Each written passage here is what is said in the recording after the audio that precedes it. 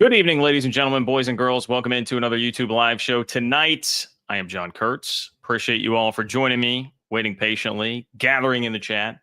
Look, got a lot to talk about. If anybody needs a little bit of extra cash, you might want to hit up our friends in Lawrence, or perhaps David Booth, if you have any sort of tie or relationship to him, because $300 million going the way now of the Kansas Jayhawks, courtesy of David Booth, a multi-billionaire who's given Kansas a huge chunk of money. What does that mean for not only Kansas, but for the Big 12? Because I do think that's the type of thing that could have some reverberations heard around the entire league. What is the commitment of everybody to spending at the highest level and being a part of college athletics at the highest level right now? Is this a rising tide that lifts all boats situation? We shall see. We're going to talk plenty about that. Also, I think if you're a Big 12 fan, you like taking down the SEC, you got some great news. Some great news on Twitter this week. I was flabbergasted when I saw it, quite honestly.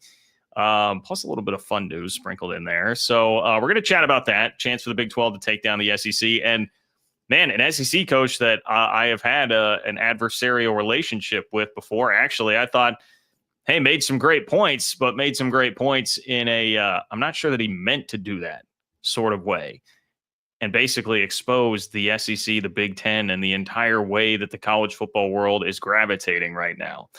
And we might lose a great tradition in the Big 12. It seems like we may have a fight brewing as the Big 12 athletic directors voted on something, and it was a 15-1 vote. And we got a tweet from who I presume to be the one. So we'll break that down. We will break that down. Anyway. That's the rundown for tonight. Appreciate all of you guys. Thank you for being here. And hey, before we get going, shout out to Cincinnati, okay, for getting a shout out from Travis Kelce and Jason Kelce on what I'm sure will wind up being the most listened to podcast of all time, right? Taylor Swift goes on new heights. Last I saw, that thing had like 11 million views as of earlier today. I'm sure it's even more now. And I flipped it on today and was listening, and I'm like, oh, what? Look at that. We get a nice shout out for Cincinnati in the game coming up with Nebraska at Arrowhead. So how about that? Big 12 getting a little bit of love on the biggest podcast in America. Of course, this is the second biggest podcast in America, and for that, I am eternally grateful to all of you. Please do like the video, subscribe to the channel. Let's continue to make that bigger and bigger, see if we can take down new heights. It is totally free, and I appreciate everybody who does that. You can fill up the comments in the comment section of the video, but if you want to guarantee your question or comment makes it on the show tonight, click the $ below the chat box. In order to do that, you submit a super chat.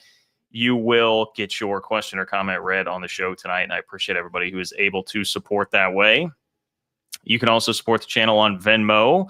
Okay, you can support the channel on Venmo, John-Kurtz-4. on Venmo, if you are so inclined. And if you leave a question or comment there, I will kick off the next show with it. And that's why we're going to start with Joe, who left me a nice comment here, and I appreciate your contribution, Joe. Joe said TCU against North Carolina in Bill Belichick's debut is going to be huge, and also hearing all the talk about Arizona State. Should TCU had lost to Michigan, losing seems to get more respect than beating a team who lost one game in 2 seasons, and the only team being TCU from the Big. Yeah, I your point there. I'm going to stop right there and say that I don't know that TCU gained, I think, a lot of respect for beating Michigan, but they lost way more than they gained by the performance against Georgia in the national championship game, I think is the point that you're making there, which I think is 100% correct. So the net of that, it may have actually been better for the league and for TCU as a whole to have actually lost that game to Michigan and not taken the beating from Georgia in terms of the perception damage that it did. I would agree with you on that. He says, I think the staff just wasn't ready for that fast of a turnaround against a team the caliber of Georgia. But Arizona State would have gotten the same treatment from Ohio State had they held on 4th and 13. Perhaps. I mean, that is definitely a possibility and something that I did discuss. I think you can go back and find a video from January of me talking about that same possibility. That was definitely a possibility that could have been out there. But you still gotta win games, man. You still gotta win games. You absolutely have to go win games in the playoff. I don't think you need to try and plan things around that. Like, oh, what would happen in the next round? No, go take your shot. Because if they would have hung with Ohio State better than, say, Oregon had or Tennessee had, that would have then gained you some respect. So you got to take your chances when you can get them, man. You got to take your chances when you can get them. But I appreciate it, Joe. Thank you. Thank you for being here. A couple of other things. Please subscribe to the Open for Business Big 12 newsletter, ofbnews.com. We're over 5,000 subscribers there. Join 5,000 other Big 12 fans who are going to get an Open for Business straight to their inbox at about 5:10 a.m. tomorrow morning.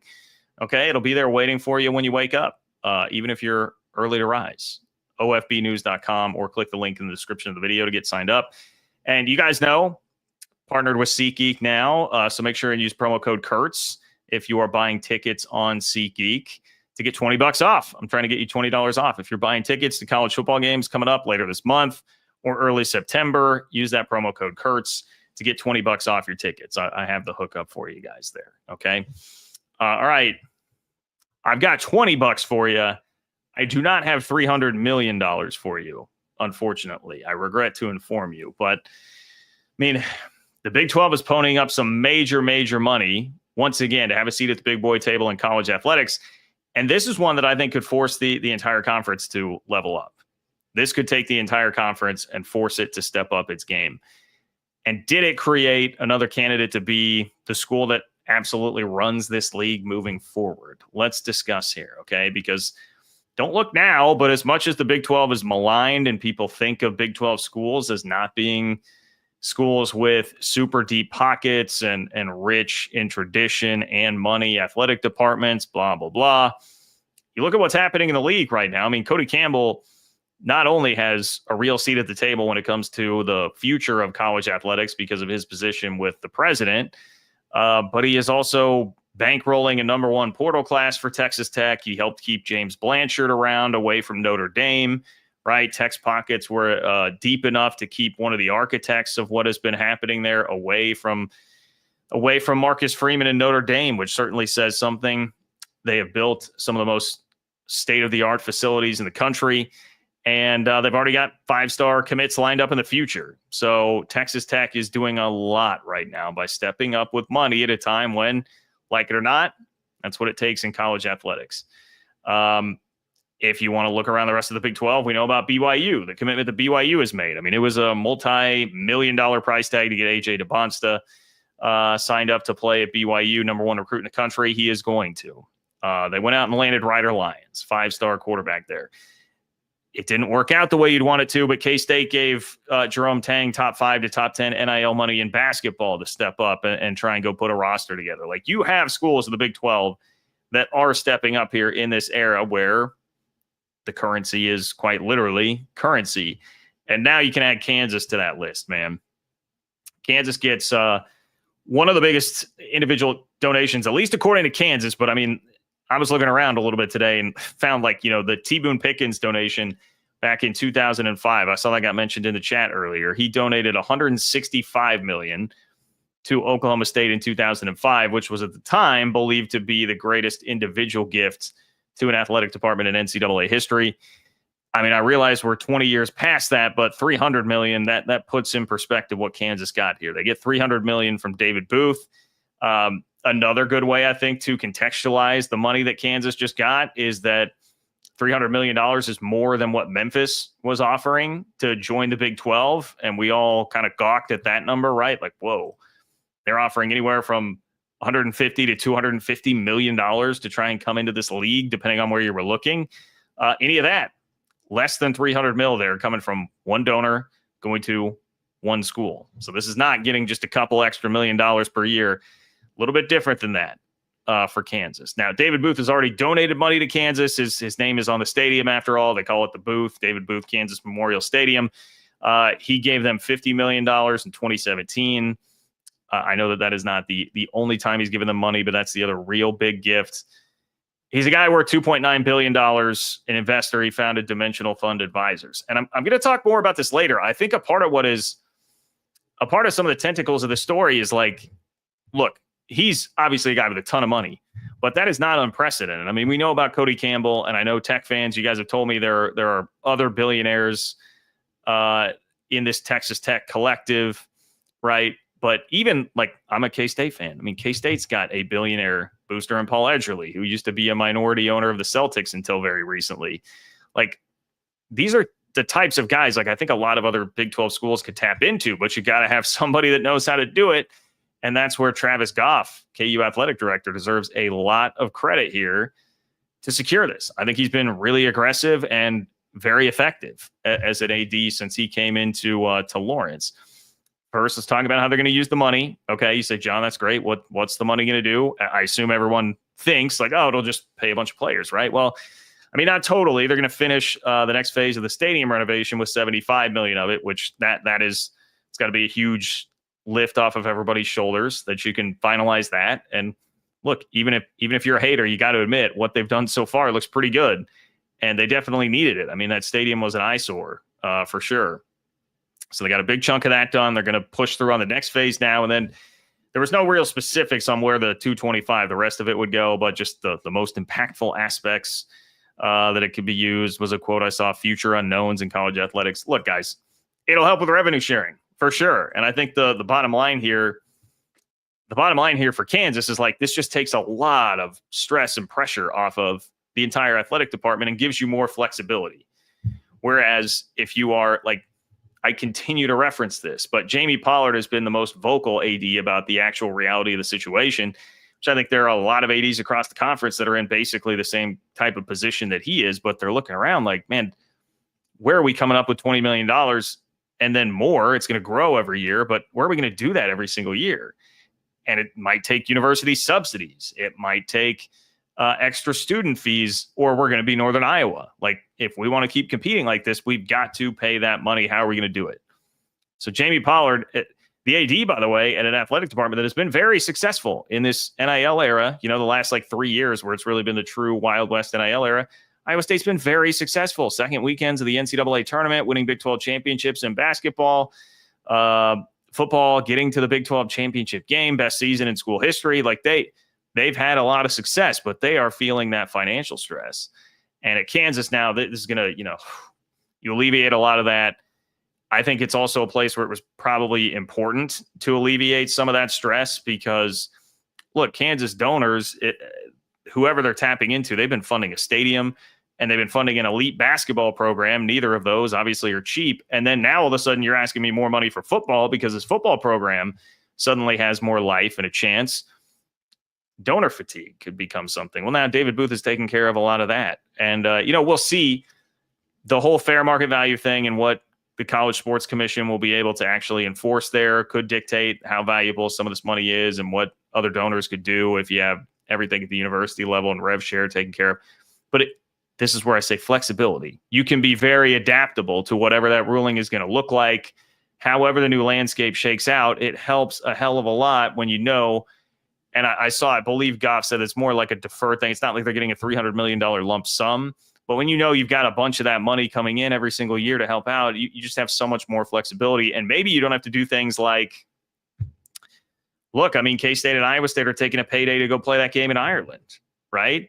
And losing a home game. And that sucks for the fans and the local economy and all that stuff. And your chances, by the way, of winning the game if you're K-State, if you're playing it in Ireland versus your own home stadium. So you might not have to do as many things like that to be picking up the money that everybody's scrapping around and trying to get right now. So that I think is the real advantage here for Kansas. I know a lot of people will also take this toward, okay, well, what does it mean for, Big Ten SEC trying to get Power 2?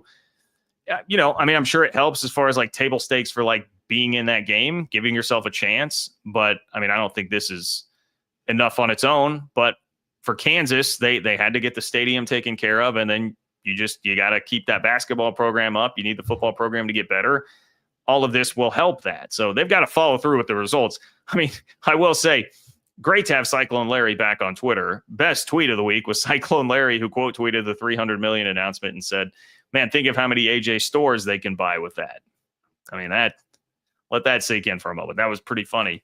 But you got to spend wisely. You got to make it work. It's no guarantee that it will. But to me, the analogy here is you have completed the table stakes. You will be at the table.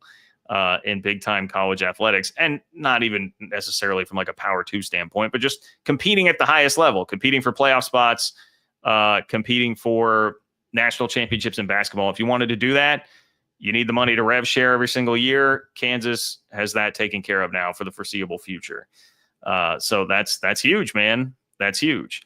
Like I said with Travis Goff, I mean, this guy came in and hired Lance Leipold almost immediately when he got in. He's been able to keep him, get him paid. He got the stadium done.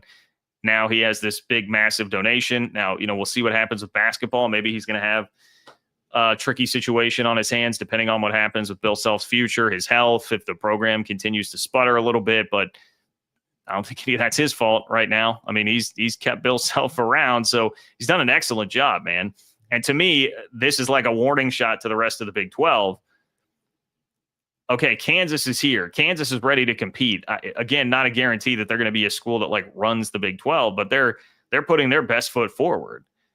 They're trying to elevate themselves as much as they can in a do or die moment in college athletics. What are the rest of you going to do? What are the rest of you going to do? We know that Texas Tech has stepped up and put its best foot forward. We know BYU seemingly has done that. We know Kansas has done that. What about the rest of you? Will you match this? I mean, will you be an AD that's aggressive enough to tap into your donors like this to try and get them to donate? It doesn't have to be $300 million, but can you get some 8-figure donations out of people on a consistent, regular basis? What's that going to look like? Do you, as an athletic director, sense the gravity of this moment and the need to tap into those donors as much as you possibly can? And then do you have the skill to be a fundraiser? That's definitely a skill. And it's going to be incredibly important. So now let's see what happens across the rest of the league, because look, I'm not in tune with the donors across the league enough to know every single little thing, but I know enough to know that, hey, like K-State's not a school that people think of as being this like, loaded up with money. It's an ag school, man. People don't if you don't have the medical school, law school, like you think of those schools as being the places that get the super wealthy alums. But as I said, even K-State, man, K-State's got a multi-billionaire, right? So how well can you tap into those sources to get money and give at a time like this when you're going to absolutely desperately need it?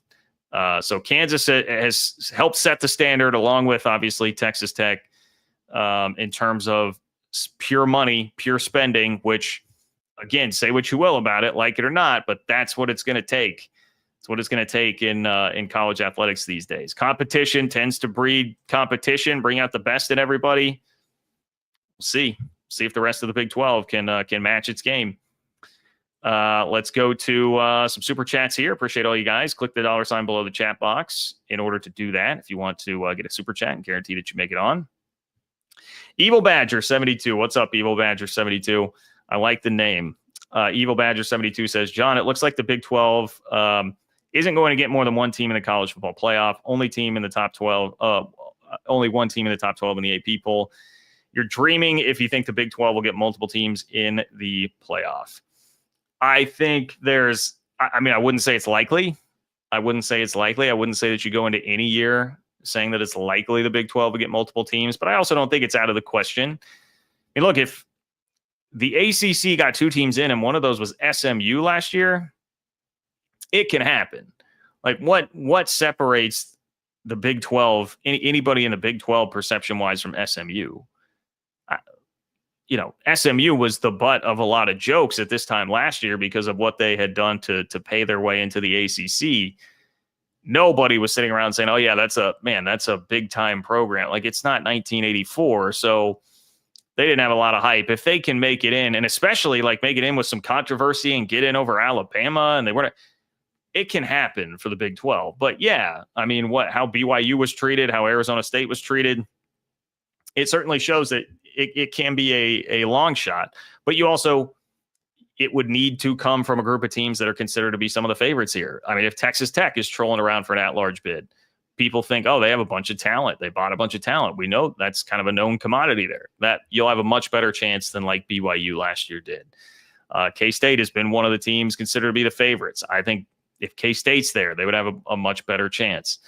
Even, Iowa State played in the Big 12 championship game last year. They probably have a better shot there. Obviously, if it's Arizona State, based on what they did last year, like that's the kind of thing you would need. It would have to be one of those teams, I think, to get an at-large for you. But it's possible. If Baylor beats Auburn and SMU, speaking of SMU, then that could carry a lot of juice and be something that helps. So I don't think it's impossible, but I would not say that it's likely. Evil Badger. But appreciate you. Thank you for being here. David, what's up, David? David says, yes, takes the pressure off rev share.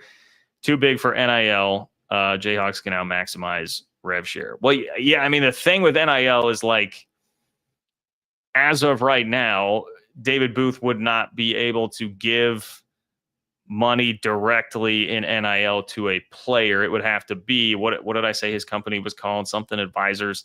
Like, it would have to theoretically be Jalen Daniels or whoever doing some sort of advertisement for Dimensional Fund Advisors, and then him getting fair market value for whatever it is that he did for that. So again, that's the way that it's supposed to be now. We'll see. We'll see how that goes. But yeah, the best way to use this, you take it and you say, all right, well, we can earmark a lot of this every year when it comes in to make sure that we're hitting that $20 million mark. Another thing here that this helps with is like being able to pay coaches and support staff. I probably should have mentioned that earlier. Having more flexibility to hang on to really good support staff, people in the athletic department, like supplemental things that can help. I mean, even stuff as frivolous as I think of. I think I've told you guys this before. I know some K-State fans that are like, hey, why can't we get the light show that everybody has? And then I've been told, it costs like millions of dollars. Well, you can have your light show and be a part of that. Like, things, extra little touches like that is where this will really come in handy and help. So, yes, I think you're on spot on there, David. TM Gel 1. We're almost there, folks. Can't wait. We are almost there. We are Friday, Saturday, like 9 days away. 9 days away from K-State, Iowa State. By the way, if you guys are interested, if you're in the Kansas City area, we're doing a live 3-mile watch party for K-State, Iowa State at Holiday Distillery. And if not, you can still watch the live pre and post game show for that. So even if you're not like a K-State or Iowa State fan, but you're jonesing for Big 12 football, make sure you find 3-mile. Just search 3-mile on YouTube. And we'll be doing a live pre and post game there. If you want to hear from me before and after the game, my initial reactions there for a rivalry game in week 0, I'm sure I'll have zero emotion about that at all. Anyway, shameless plug there. Thank you, TMJEL. Appreciate you being here. And my apologies if I'm pronouncing that name incorrectly there. Okay. Please do like the video, subscribe to the channel. People filing in, a lot more have since I started the show. So that's great to see. But it would definitely help if you can like the video and subscribe. Subscribe to the Open for Business Big 12 newsletter as well, ofbnews.com. Look, this I really like. We have not one but 2 stories to me that help affirm the Big 12 is going to drop the hammer on the SEC here. Okay. And they're even getting an assist from inside the SEC itself from the Oklahoma Sooners. So you got to like that. If you're a Big 12 fan, you got to like that. We'll start with the lesser of the 2, I think, in terms of importance here. But this is the one that I have a wry smile because it's a little bit more fun and I like it and I enjoy things like this. And I was glad to see this. Okay. So, that Baylor is playing Auburn early in the season, right? That is a game that we have talked about a lot here. Well, let me show you. I guess I didn't see specifically if these will be busted out at this game or not, but the Baylor vibes, no matter what, are high because this was thrown out today that Baylor is bringing back those classic uniforms from, like the 2013, 14, 15 sort of run. Man, I love those helmets. I mean, you see that, it just makes you think of those Baylor teams that dominated people. I was going back and looking through the 13, 14, and 15 seasons at Baylor this year, and I was just like, dude, I mean, they killed people. Those Baylor teams absolutely destroyed some people, man. It is a wonder that they made it to a couple of New Year's Six games, lost both. It is a wonder that they didn't wind up accomplishing more there, the way that they were just demolishing some teams. Some of those West Virginia Baylor matchups in that era were crazy. But anyway, I love the classic uniforms coming back. Say what you will about them. Look, I'm not a guy that typically likes the like charcoal gray or anything black look, but I think because of the history and because of the helmet, the way the helmet pops on these things, I can't help but dig them, man. I think these are cool. I think these are very, very cool. So, yeah, I see the comments. I understand it's tricky to talk about that era of Baylor football because of everything else that happened. Fully understand that and acknowledge that. But I think it's a cool uniform.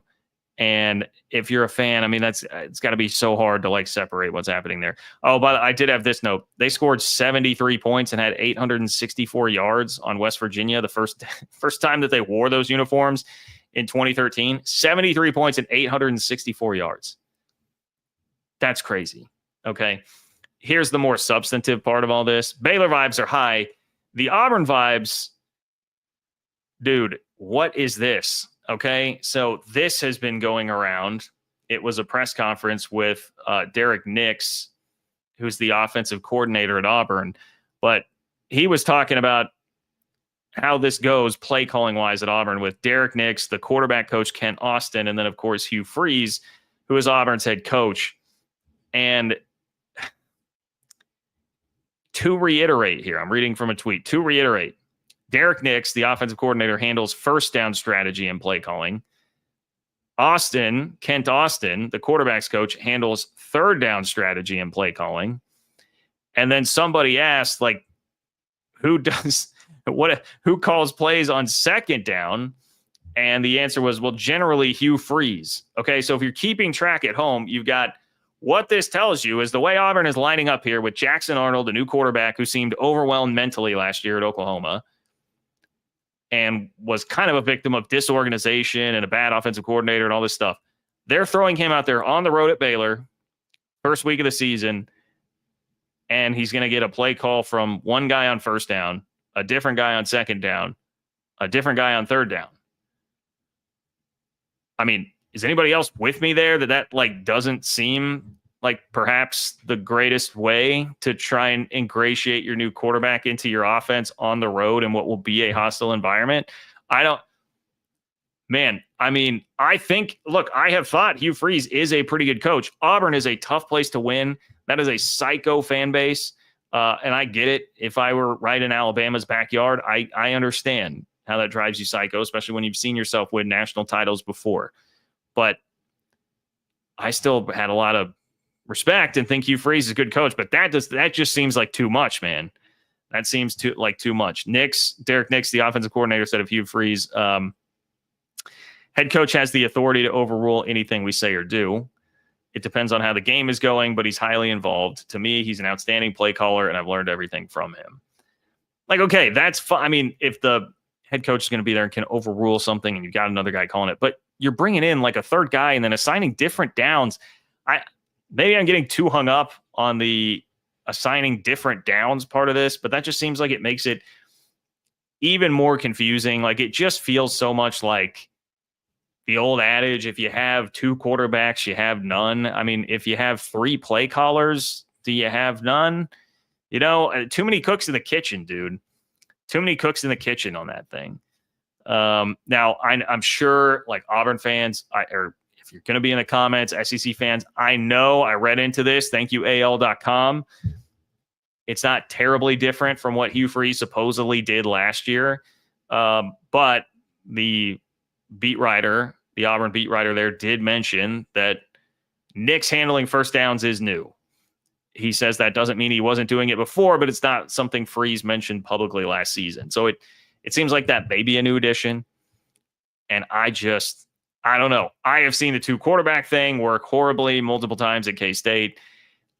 Bill Snyder is a guy that used to have a run game coordinator and a pass game coordinator. I don't know how exactly that broke down in terms of calling the plays. So perhaps this is a little bit more common than I think it is. But I start adding all this up when you've got when you've got a guy in Jackson Arnold who who watched Jackson Arnold last year and didn't think, man, it feels like this guy's head is spinning a little bit. And everything I've always heard about Seth Luttrell, one-time K-State head coaching candidate, that yes, I was at one point very much on that bandwagon. It seems like he's not the most organized cat in the world. And obviously things went horribly at Oklahoma, and there was just mismanagement of that whole situation from the top down that seemed to scramble his brain a bit, which was understandable. He gets benched for a freshman who was not ready at all very quickly. They didn't give him much of an opportunity. They're firing his offensive coordinator during the season. Too much going on there. And I would just want to set my guy down, Jackson Arnold, and be like, look, here, very strictly, this is the guy that will call plays. This is the guy that's going to do it. Let's streamline this thing and just make sure everything's real set in stone. You're secure. You know what's going on here. I had doubts about Jackson Arnold before this. I have more doubts about Jackson Arnold after this. And when you tell me that the Baylor vibes are high as well, okay, and Baylor has a returning quarterback who, I think very easily could be the best in the Big 12. No disrespect to Sam Leavitt or Avery Johnson or Josh Hoover or Rocco Becht or whoever you think the best quarterback in the league is. Sawyer Robertson, I think, is right at the tip top of that discussion. And he's got his 1,000-yard rusher back. Even if Dawson Pendergrass is not going to be there, that's still a pretty formidable offense. He's got his best target back, Josh Cameron. I really like the vibes on this Baylor game right now. I feel like Baylor is going to beat Auburn and perhaps thump Auburn. I mean, look, guys, it got to the point, and this is how you know it's a college football story when Lane Kiffin chimes in. But it got to the point where we got a Lane Kiffin joke made about it. All right? You know that it's not a good thing when Lane Kiffin is cracking jokes about it, okay? So Lane Kiffin asks, who's calling plays on fourth down? You get a fourth coach to call plays on fourth down. Now, say what you will about Lane Kiffin, but the guy knows how to run an offense, man. And he's a pretty good head coach. I mean, he's not always our favorite character around here, okay? The college football playoff whining incessantly obviously is a part of that. But Lane Kiffin knows what he's doing when it comes to an offense and generally running a program too. In 2025 anyway. Maybe not back in his days with the Raiders. But if Lane Kiffin's dunking on you, you might want to reconsider. I don't know. You might want to reconsider. All the buzz was about Hugh Freeze spending too much time at the golf course. I don't know if that's some sort of harebrained scheme he hatched up at the golf course at some point, but I don't know, man. I don't know. Lane Kiffin getting his shots in, though. Getting his shots in. So what do you say? Baylor by 7-10? I'm going to go Baylor by 7-10 right now against Auburn. At least seeing that. Jackson Arnold's got something to prove, man. And for his sake, I guess I hope they know what they're doing there. Okay, let's check in with Alan. Alan, I knew you'd be here for this one, Alan. I appreciate you. Thank you, my friend. Alan says, John, great news. Should inspire other Big 12 billionaires to step up. Yes, it shouldn't. And one thing on that I didn't mention before that either is egos, man. Egos. I don't want to say this is like a blanket statement in particular because Cody Campbell just seems like such a down-to-earth guy for being somebody that's worth as much as he is. But, a lot of times the rich donors, they've got egos. And when they start seeing their rivals out there, other teams in the conference spending big like this, you don't want to be outdone, right? And that can sort of ramp it up a little bit. So that's why if I'm a Big 12 AD right now, I'd be working my phone like a Gen Z kid on TikTok. I'd have my face planted in that thing, trying to whatever you got to do, man. Text some emojis, some GIFs, some exclamation points, whatever it is that you're doing to get the attention of your donors out there. I'd be doing it right now. And the ego thing, you might want to try and play into that. Depends on the individual relationship with each of those guys, but you might want to try and tap into that, man. You might.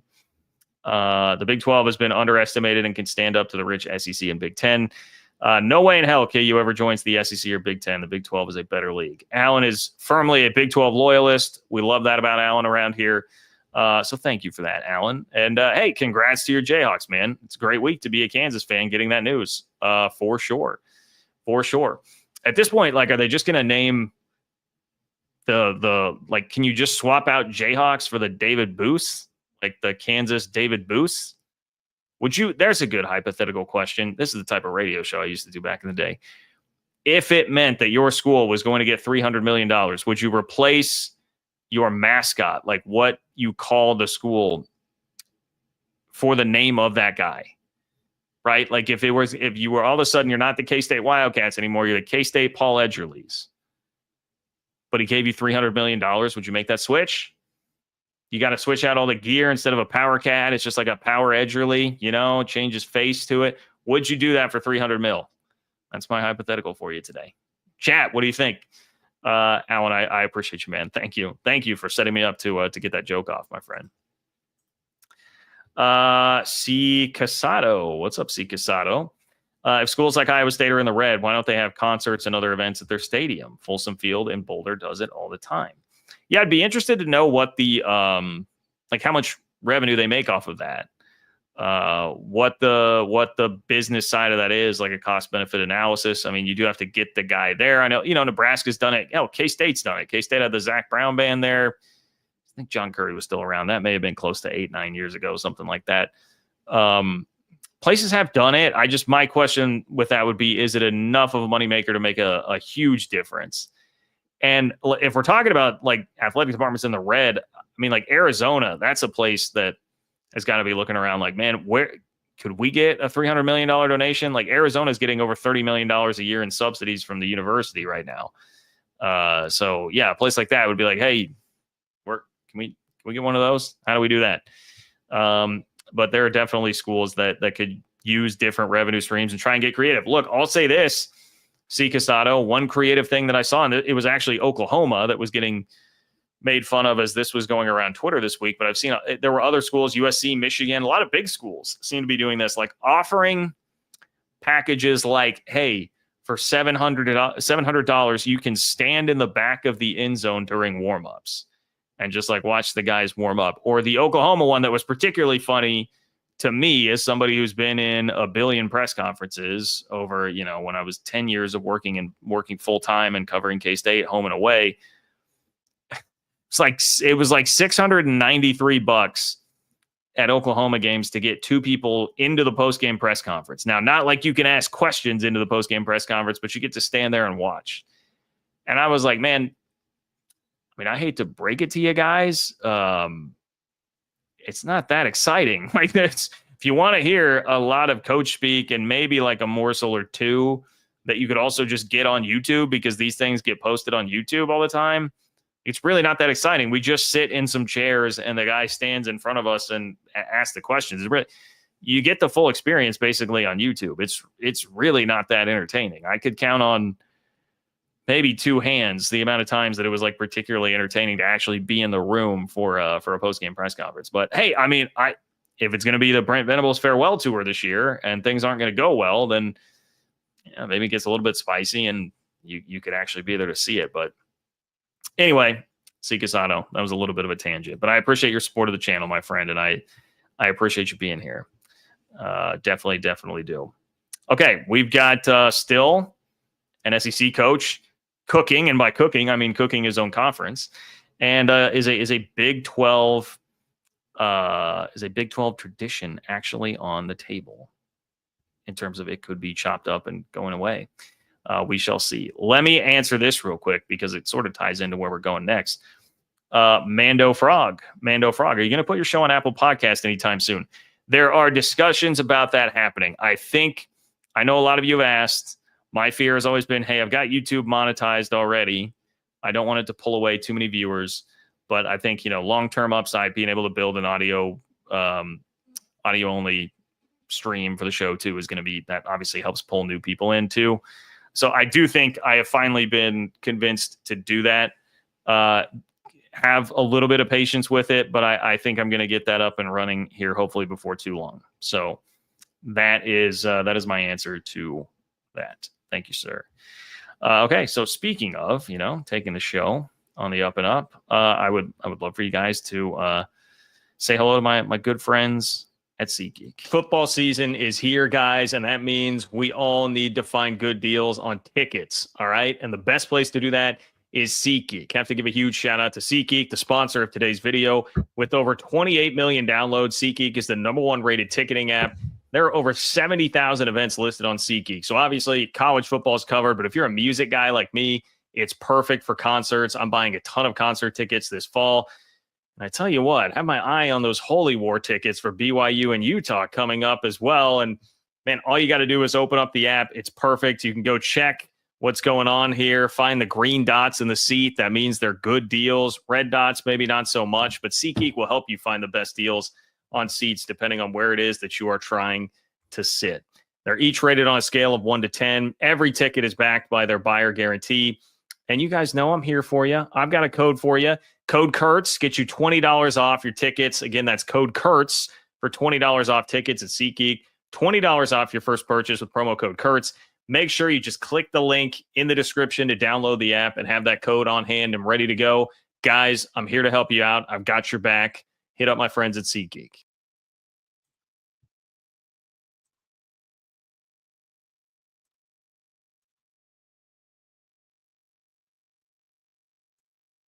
You heard the man. Promo code Kurtz.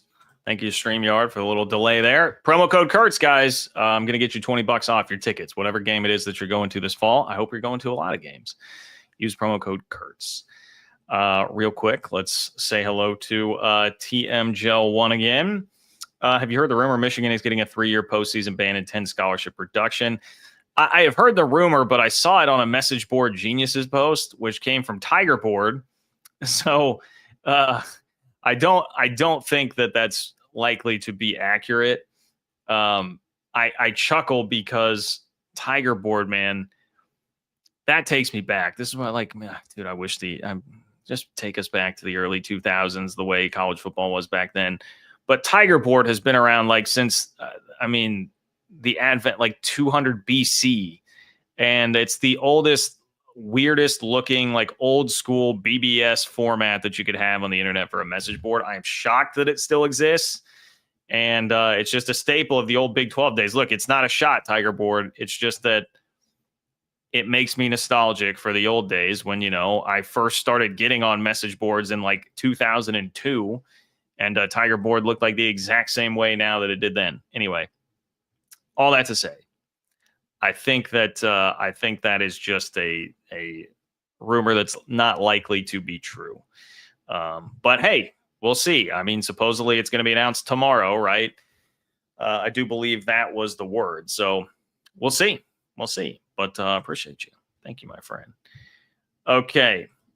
Let's see. All right. Well, an SEC head coach just inadvertently exposed the entire fatal flaw of the plan of the SEC, the Big Ten, and all the big brands in college football. Didn't even mean to do it, but totally did. Totally did. Master plan's been exposed, you guys. I was scrolling, like I usually do. I'm better about it these days than I used to be, but we still all, I think, generally scroll a little bit too much on our phones. But I came across a clip. It was just getting roasted by college football fans and media alike. And the man at the mic was Eli Drinkwitz, head coach at Mizzou, speaking of Tiger Board. And that is not an uncommon occurrence that Eli Drinkwitz draws the ire of other fans.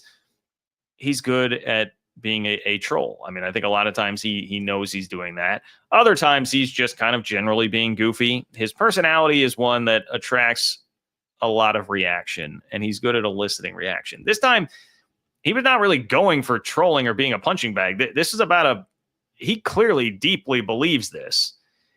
And it's an opinion that he really wants to push because he pushed it at SEC Media Days. Now he was doing it on Marty and McGee.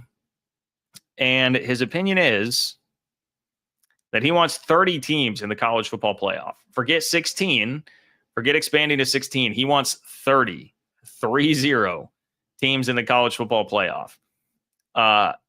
That's an opinion that seems to be even less popular than Tony Petitti and the Big Ten stance on hey, let's do multiple auto bids.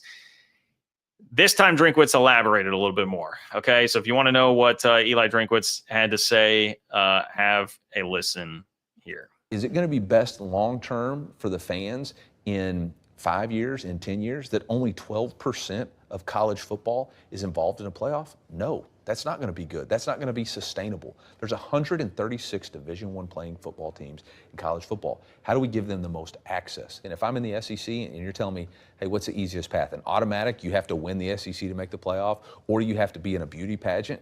Well, I'm not into beauty pageants. I'd rather play it on the football field. And as a competitor, I can lay my head on the pillow and say, hey, I had a chance. I had an opportunity. I'm not going to be able to lay my head on the pillow and say, I couldn't get in front of the committee and convince the jury of my peers to put me in the playoffs. It's ridiculous. Okay, well, look, on some level, I mean, the part at the end about the committee, the committee can definitely be frustrating. You think many people in Tallahassee 2 years ago were laying their head down on their pillow very nice and easily after they got snubbed for Alabama. But, dude, if we're going to 16, at that point, if you're from the SEC and you're not making it into a 16-team playoff, you probably have 4 losses. And if you have 4 losses, that's not going to be about a beauty pageant. That's about win more games, dude.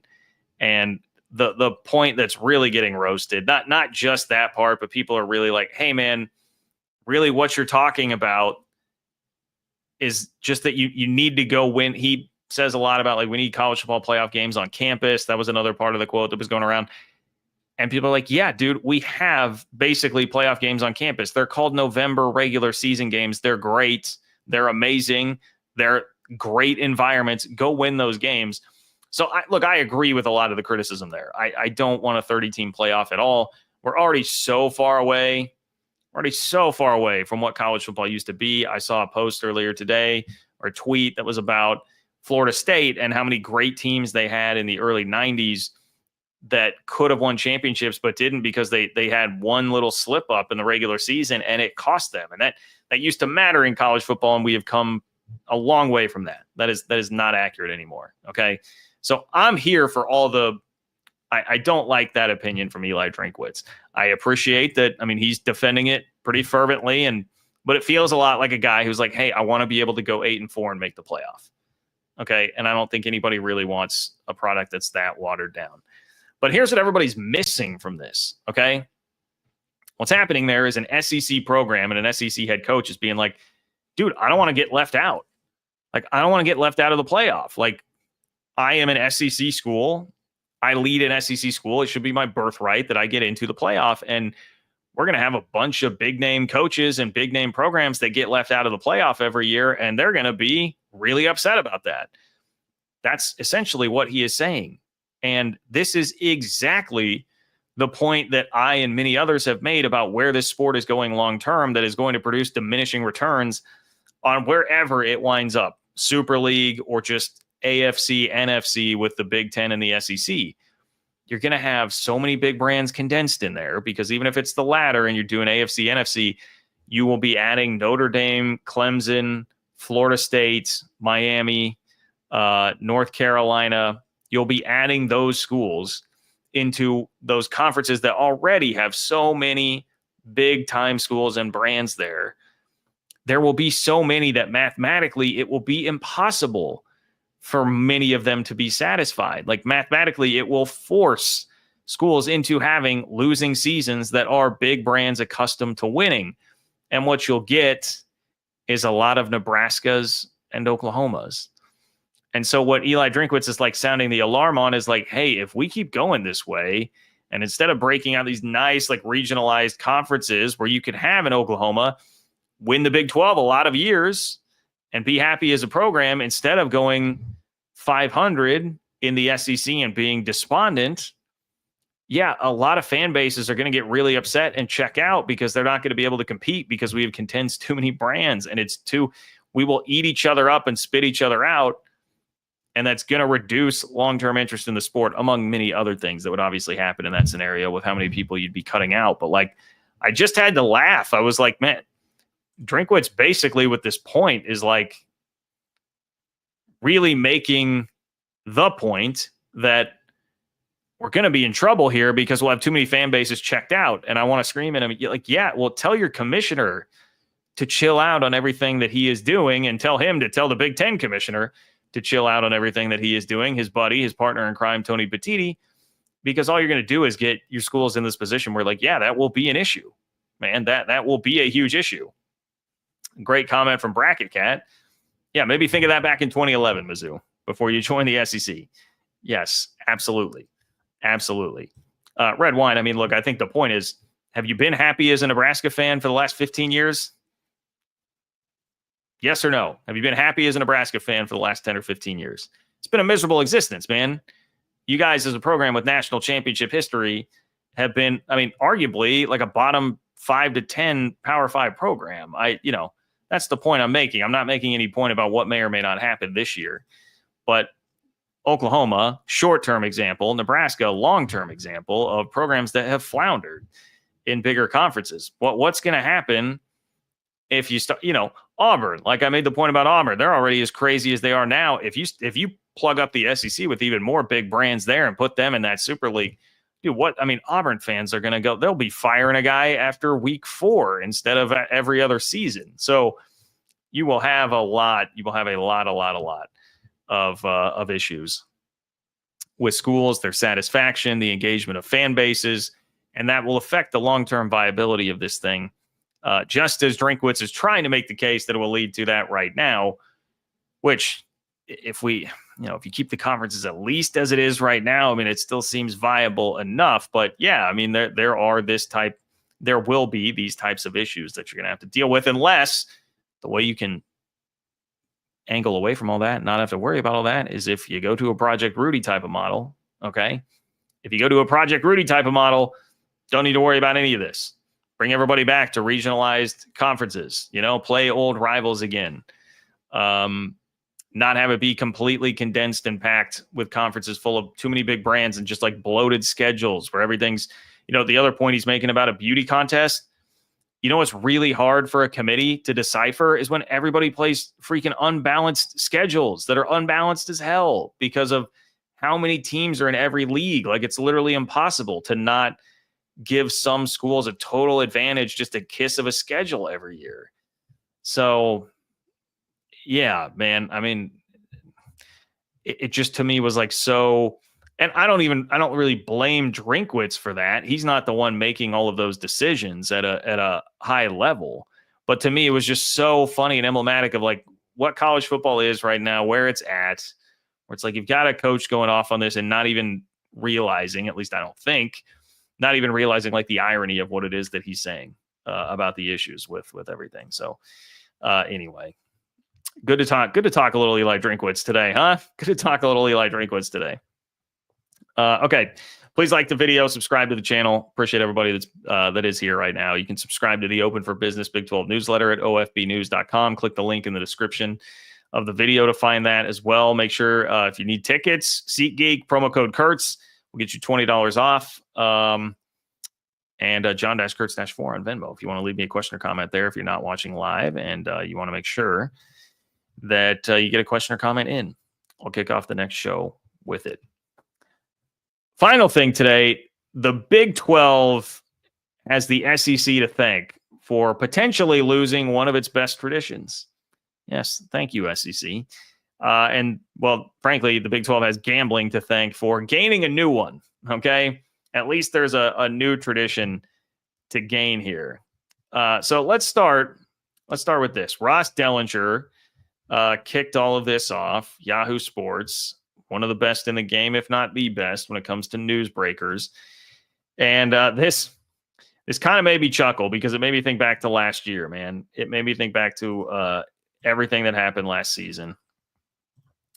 Let's check this one out. Big 12 ADs this week voted 15-1. Oh, sorry. We've still got Mr. Drinkwitz there. My apologies, everybody. Oh, all right. Let me just read it to you. Ross Dellinger says Big 12 ADs this week voted 15-1 to solidify an existing game management policy related to the throwing of items onto the playing surface. A team will receive warnings for the first 2 violations in a game before 15-yard penalties could begin. All right. So what that is, if people are throwing stuff onto the field, you get 1 warning, you get 2 warnings, then you're getting 15-yard penalties. And I couldn't help but just think like this, right? I mean, this is the SEC's fault. Like what when I say throwing things onto the field, what do you think of in college football? Well, if you're a Big 12 fan like me, you do remember Colorado fans throwing batteries and battery snowballs and getting an entire student section kicked out of a Nebraska game once upon a time. But you also think about Texas, Georgia from last year when Texas fans literally like bullied the officiating crew into changing a call by throwing a bunch of stuff on the field. And then there was all this concern like, all right, well, what precedent did that set? And then Ole Miss, LSU, they had incidents as well that they got fined for last year. It was like 350 and 250K. And like, yeah, you can fine the schools, but if you really want to get the fans to stop in the moment, you kind of have to lay down the law with like penalties. Like if you're actually going to be thwarting your team's chances of winning the game by throwing stuff on the field, that can be a deterrent.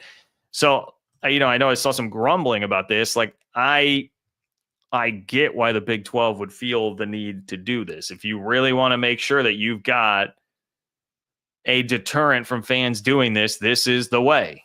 I mean, this is the way to do it. But I can also see if you're a Texas Tech fan and your big tradition, and frankly, I mean, one of the coolest traditions in the Big 12 is throwing the tortillas on the field. You're like, wait, what the hell, man? Like, because Texas couldn't maintain its composure in a game against Georgia where, its offense just looked dreadful throughout the entire game. Because Texas can't maintain its composure, we've got to do away with one of our best traditions. Like, what the hell is that? Also extremely ironic, Tech fans, the irony is not lost on me that, yes, I've seen Texas fans come at you guys for what happened, when Chris Beard showed up at Texas and Texas Tech fans are just, they're mean and dirty and all this. And then it's Texas that's forcing everybody to insert these rules about throwing objects onto the field because of what they did. Like, come on, man. I'm not naive enough to think, by the way, that the SEC is like the only place where something like this could happen, which again is why I say I understand why you do it. I understand why you put this rule in place, but that sucks. Like, what are you going to do about this tradition? I mean, you can still throw tortillas to start the game, I suppose, but if you're going to do it every time Tech scores, I mean, they're going to be scoring more than 3 times in a game. You would, I guess, be getting penalties unless. Now we got a tweet today, so I will read you the Texas Tech response here, which came from Kirby Hocutt on Twitter. Kirby said, "Red Raiders, the rules can change, but our tradition will not." And then how about the United West Texas opening kickoff tortilla launch? And then he hashtag 15-1. So you know who the guy was that voted against it. I like that from Kirby Hocutt. There is like, I would hope that they could get together and be like, hey, like, let's just let cooler heads prevail here and say we can use some common sense. And if it's Texas Tech and their tortillas, let's not penalize them for that if they're doing it. I mean, especially if it's like if you're doing it at the appropriate times and you're not specifically chucking a tortilla at somebody, let's let that happen and make sure that we're using this for, somebody launching a Gatorade bottle at a ref on the sideline because they don't like a call, right? There is also, I saw people talking about, well, hey, what if I'm an opposing fan, I'm a visiting fan, and I go into the stadium and I start throwing stuff on the field to try and pick up a penalty that would work against the home team or whatever. I see it's college football. Look, we had Harvey Updike. He went and poisoned a tree. Like, I'm sure I wouldn't put it past somebody to try and do something like that, but I would think you could maybe snuff some of that out. But you got to consider everything. You got to think of all angles. Anyway, I don't know what the ultimate thing is going to be, what the end of all of this is going to be, if Texas Tech is going to be fine with that. My hope would be you can still uphold this rule and say, Tech, we'll give you a little bit of leniency here because that's a cool tradition. Like, we do not need to be in the business of losing college football traditions. We've lost enough of them with realignment, not playing enough games against regional teams. We do not need to be in the business of losing a cool tradition like that because Texas lost its mind last year against Georgia. Okay, we should not be doing that. Now, the Big 12 in other news is gaining a nice tradition, and this one is nice, even though it's basically because of sports betting. It's because of gambling. But the Big 12 is going to begin releasing public availability reports, according to On3. Big 12 athletic directors voted Wednesday to start using availability reports in football and then men's and women's basketball. So ACC, Big 10, SEC, they all do this already, similar to an NFL injury report that you would see. The logistics of this, so Big 12 will require teams to provide daily reports 3 days before game day and a final one 90 minutes before kickoff. So, I mean, you'll get one if you're playing on Saturday, you would get one, 3 days before game day. So, yeah, it would Thursday, Friday, Saturday then, or are we talking Wednesday, Thursday, Friday? Either way, I guess it'd be Wednesday, Thursday, Friday, and then you get one 90 minutes before kickoff. So, I mean, that's crazy. That's quite a bit. And there's a part of me that initially hears this as somebody that covered Bill Snyder's program, a man who infamously did not want to divulge a single tidbit or morsel of any kind of injury info ever. Thinking, man, that guy would have quit before he would have done that. I mean, I feel like a lot of the more old school coaches who would be totally against this probably are out at this point, or it's just another thing now. There's so much. Any coach would be kind of inclined to like hate that. I feel like has to just hate so much more about what's happening in college athletics now that this just doesn't register as like a 5-alarm fire anymore because there's so much BS that they're already putting up with in college sports these days. So anyway, the designations will be available, probable, questionable, doubtful, or out. Okay, that's for football. For basketball, it's available, game time decision, or out.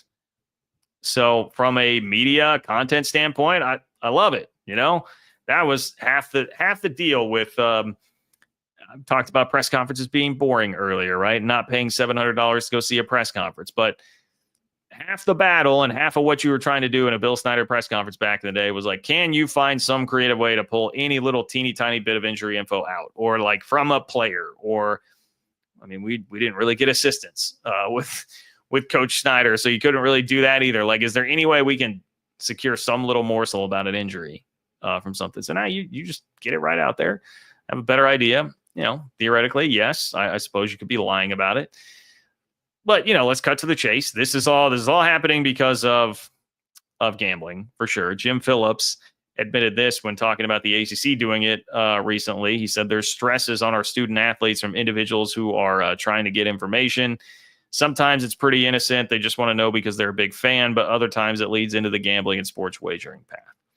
Yeah, I think a lot of times there. So, yeah, if it's truly hey, let's take some pressure off these guys so they're not getting hounded with DMs about will you play, will you not play, totally fine with it.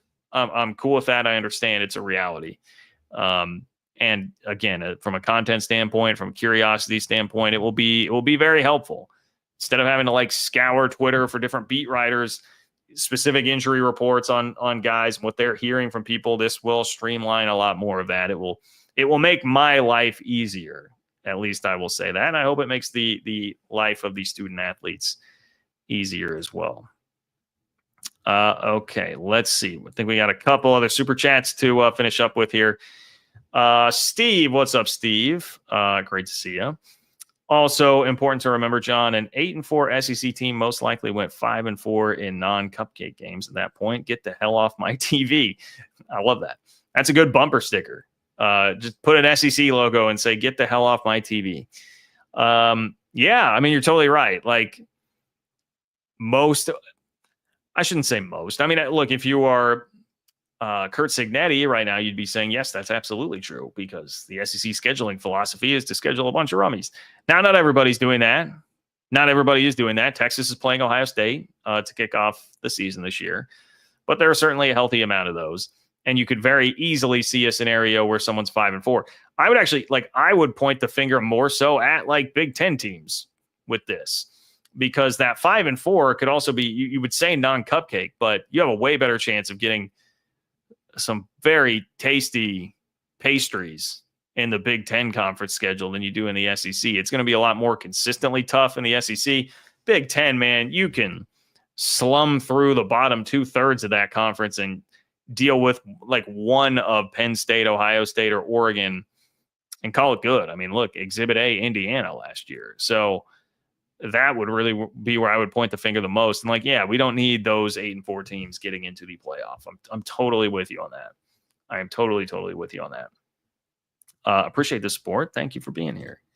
Alan, what's up, Alan? Alan says, seeing Coach drink reminds me that Mizzou fans are entitled hillbillies. Look at that, Alan, bringing the smack talk before we get KU Mizzou back. This is why we need those games, people. This is why we need those games every year. This is what they took from us, man. This is what conference realignment took from us. Alan, I will just say, if you're going to Columbia, I went there 2 years ago. I know I've said this to you before. I went there 2 years ago, saw K-State lose on a 60-yard field goal at the gun. They were not very nice to us. They were not very nice to us, Alan. So there's not a whole lot of love lost between me and Mizzou fans, okay? Unless you're on Tiger Board, all right? Shout out again to Tiger Board. Appreciate you, Alan. Thank you. Thank you for being here, man.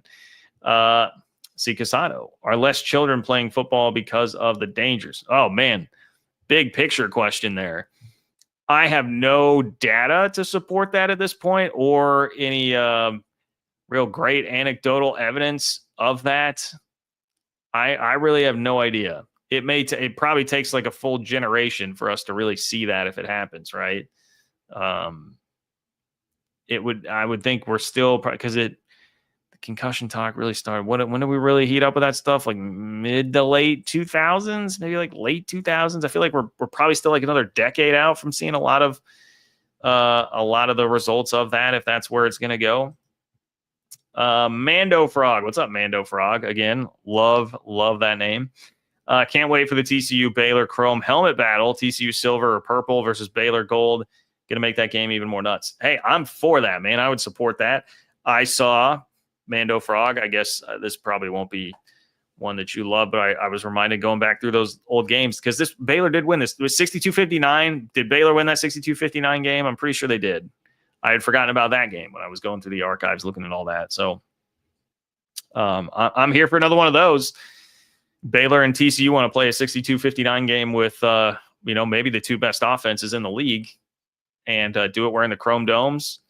I'm here for it, Mando Frog. Very much here for it. I think both of those uniforms look good. I think both of those schools generally do uniforms pretty well with a lot of different combos. Not saying that I love every single one, but man, like for Baylor, the Chrome helmets that we've been talking about, but also like the classic like RG3, like green and golds, I think those are great. I think those are absolutely great. And TCU, TCU is like the one school that like obviously black really works. And so I think black with purple, TCU looks awesome. And any kind of Chrome helmet, I'm generally going to be all about. So appreciate you, man. Also I'll say this, TCU going all white also looks very clean, but I'm a big time sucker for all white uniforms. Bulls fan 2K7. What's up, Bulls fan 2K7? Since we all don't play the same number of non-cons, football should follow basketball and measure non-con by quad wins. Ooh, okay. Be the top 10 ranked team. It's quad 1 win, 11-15, quad 2, 16-20, quad 3, 21-25. Yeah, you'd also have to quantify home and road splits with that. A road game obviously would be, you'd lower the threshold there for what's a quad 1 win. But I think that's not terrible. You better get in Greg Sankey's ear about that because it seems like he's pulling the strings on what the committee's going to use to determine all of this. But that's not bad, man. That's not bad. Coming up with some sort of a system for that. Yeah, I could get behind that. Bulls fan 2K7. Great to see you here. Thank you for the support of the channel.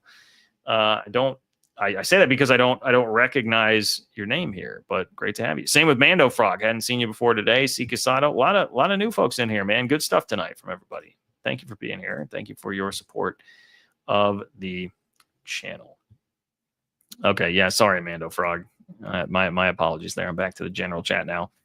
Okay, that's going to do it for me, guys. If you're getting tickets, use promo code Kurtz. You want $20 off those tickets on SeatGeek. Promo code Kurtz for $20 off your tickets on SeatGeek. John-Kurtz-4 if you have something, you haven't gotten it on. It's John-Kurtz-4 on Venmo. If you would like to get a question or comment in there, I'll kick off the next show with it. Please like the video on your way out the door. Subscribe to the channel. Subscribe to the Open for Business Big 12 newsletter. Join 5,000 plus already who do. and you'll get a new one in your inbox as of about 5 o'clock in the morning tomorrow. Okay, already ready to go out. Okay, that's going to do it. I thank you all for being here. Background, I'm trying to think, by Sunday may be different once again. I finally got the rest of the stuff I'm using to spruce up my office here. So we'll see if this background lasts or not. But thank you. Oh, it's me, Justin. Okay. UCF sucks. There we go. Well, I kind of wondered, Justin, because I saw the USF logo, obviously. Maybe I should have just assumed that it was you, but I thought maybe we'd have some more USF fans here. Justin, appreciate you, man. Thank you for being here. Take care, guys. I will talk to you all very soon.